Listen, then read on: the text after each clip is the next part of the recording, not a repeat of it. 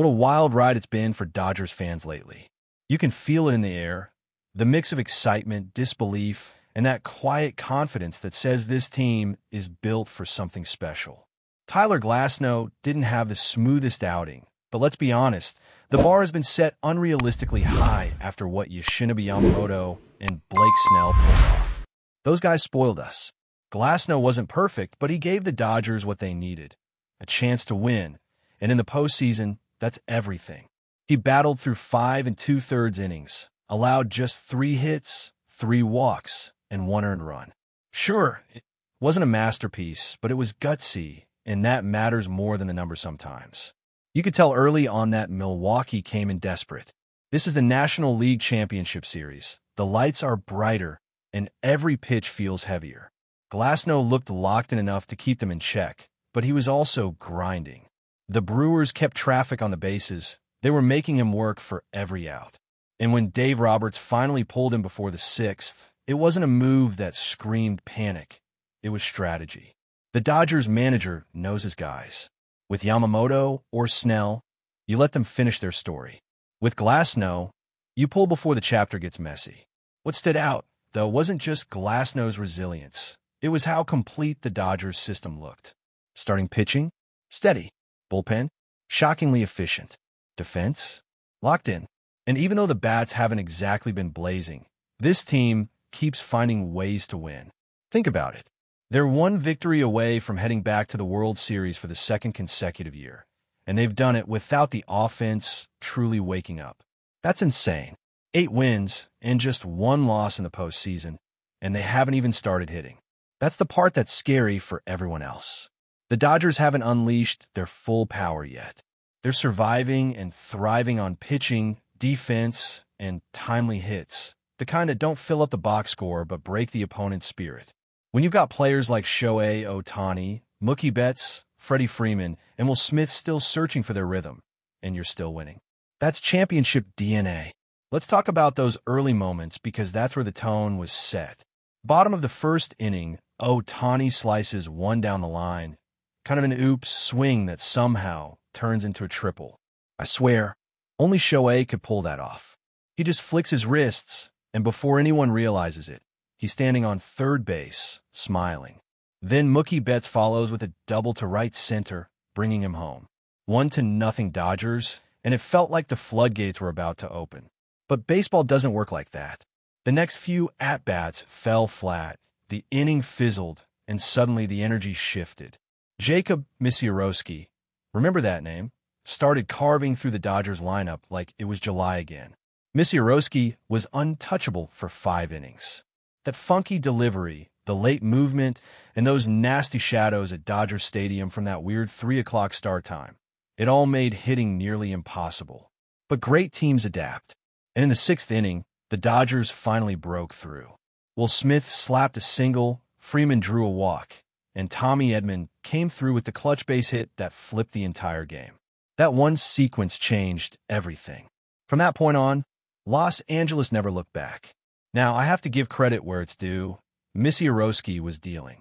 The guy made one of the best offenses in baseball look completely lost for most of the night. But when it mattered most, the Dodgers' discipline and patience came through. They waited for their pitch. They capitalized on mistakes. That's what veteran, battle-tested teams do. And when the Brewers closer threw that wild pickoff later on, allowing another run to score, it felt like poetic justice. The Dodgers had been chipping away all night, and finally, everything broke their way. Still, if we're being honest, the biggest story wasn't the offense.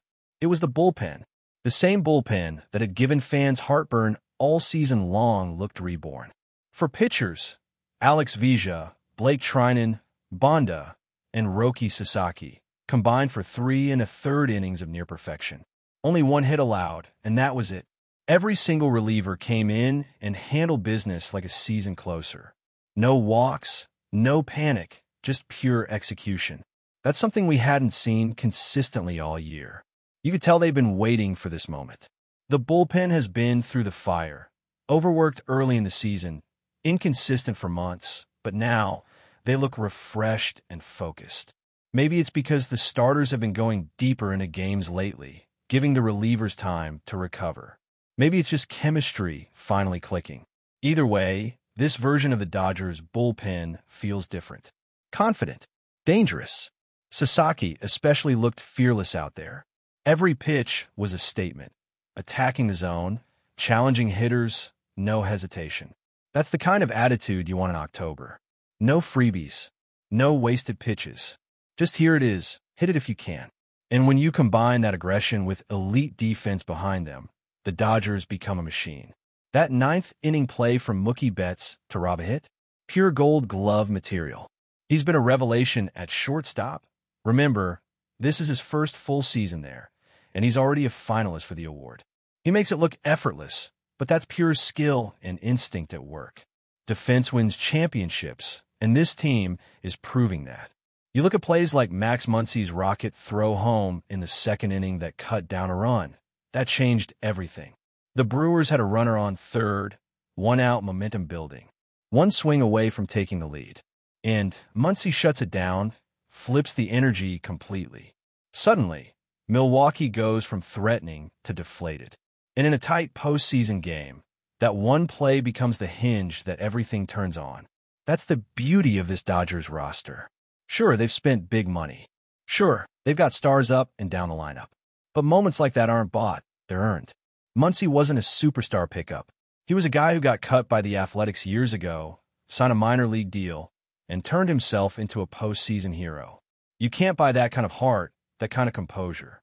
Same with Tommy Edman, who came here through a trade. These aren't just stars, they're grinders, guys who've had a fight to stay in the game. And that's what makes this team so dangerous. It's not just the names on the jerseys, it's the attitude behind them. You've got players who aren't afraid of the moment. They don't flinch. Max Muncy doesn't care if it's a regular season game in May or the National League Championship Series in October. He's coming in fearless. Mookie's the same way. These guys aren't just playing for stats, they're playing for something bigger. What's wild is how composed they've been defensively throughout this series.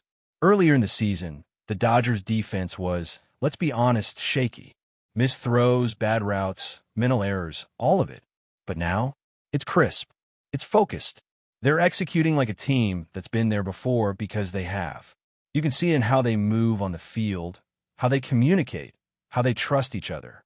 Even Kike Hernandez, who had a weird misplay out in left field, bounced right back with solid defense the rest of the way. The Brewers, who led the National League in stolen bases, looked hesitant all night.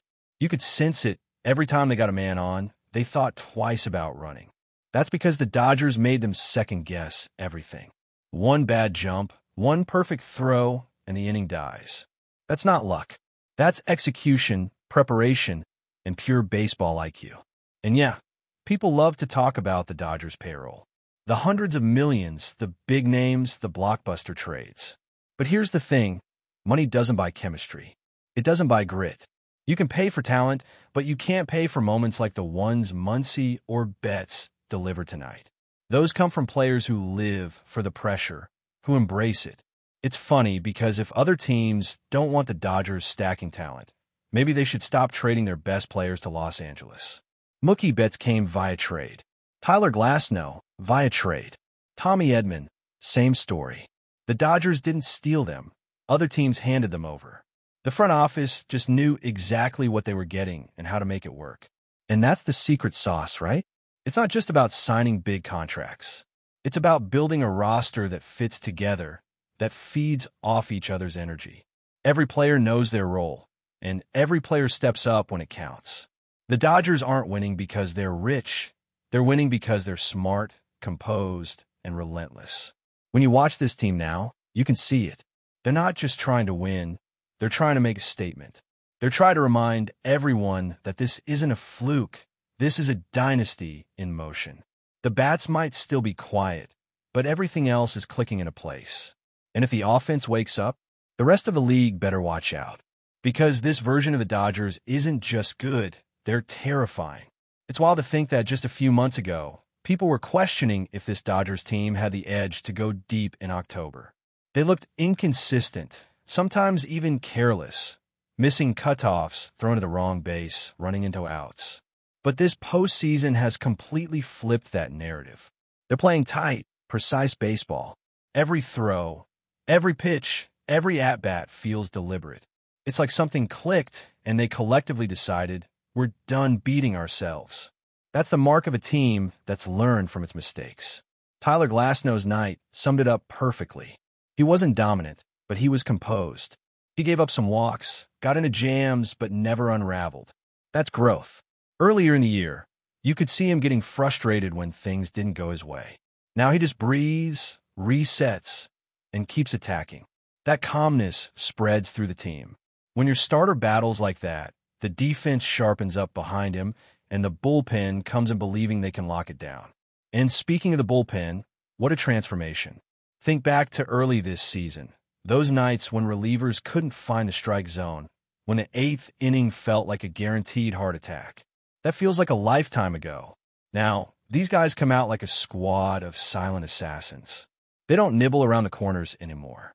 They pound the zone, they trust their stuff, and they feed off the crowd's energy. Roki Sasaki, especially, looks like he's made for this stage. You can feel his presence every time he steps on the mound. He's unshakable, focused, and electric. There's something different about this bullpen's mentality, too. It's not just about throwing strikes. It's about attacking fearlessly. You can see the confidence in the way they move.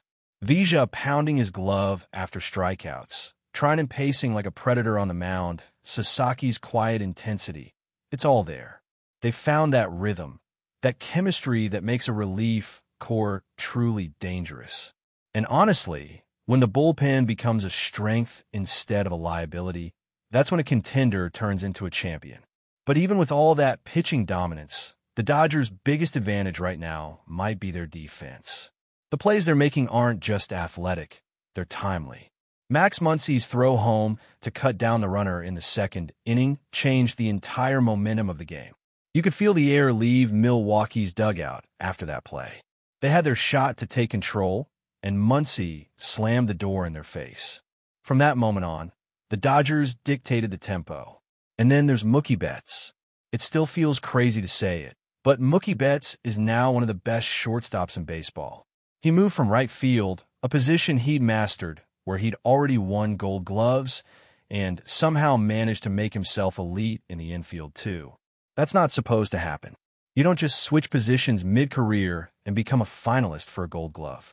But Mookie did it, and he makes it look smooth.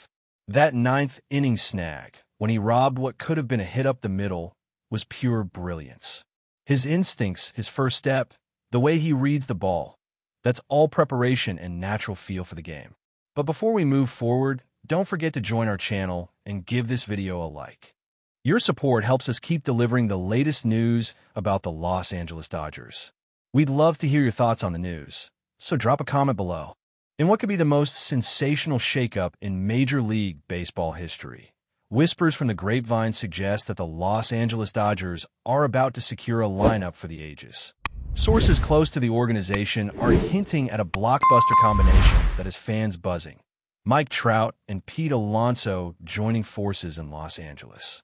While nothing is officially confirmed, the mere possibility is enough to send shockwaves across the league. Trout, already a generational talent with an illustrious career in Anaheim, has long been linked to teams that can realistically chase championships year after year. Meanwhile, Alonso, the young slugger whose power at the plate is nothing short of legendary, has been the centerpiece of many trade speculations. The idea of pairing Trout's all-around excellence with Alonso's home run-hitting prowess is causing baseball analysts and fans alike to envision a lineup capable of rewriting record books. Insiders suggest the Dodgers are leaving no stone unturned. Talks are reportedly in advanced stages, though the financial and contractual gymnastics required to make such a duo a reality are staggering. Still, the mere rumor has already sparked fervor on social media, with fans imagining the fireworks when Trout's precision meets Alonso's brute force. Imagine the left field and first base tandem, each at the peak of their powers, ripping apart opposing pitchers with relentless consistency. While skeptics caution that such deals often fizzle out, the buzz isn't slowing. Dodgers Stadium has never seen such anticipation, And season ticket holders are already fantasizing about games where two of the sport's premier talents occupy the diamond simultaneously. Whether it materializes or remains the ultimate what-if scenario, the conversation alone is reshaping expectations for the upcoming season. For now, fans will have to settle for speculation, but one thing is clear. If Trout and Alonso do indeed don the Dodgers blue, the MLB landscape will never look the same. Every pitch, every swing, and every highlight reel could feature a historic pairing whose mere rumor has already electrified the baseball world. The countdown, it seems, has unofficially begun. That's all for this update. If you enjoyed the video and want to stay up to date with exclusive news about the Los Angeles Dodgers, be sure to subscribe to our channel and hit that like button. We always appreciate your comments and feedback. See you in the next video.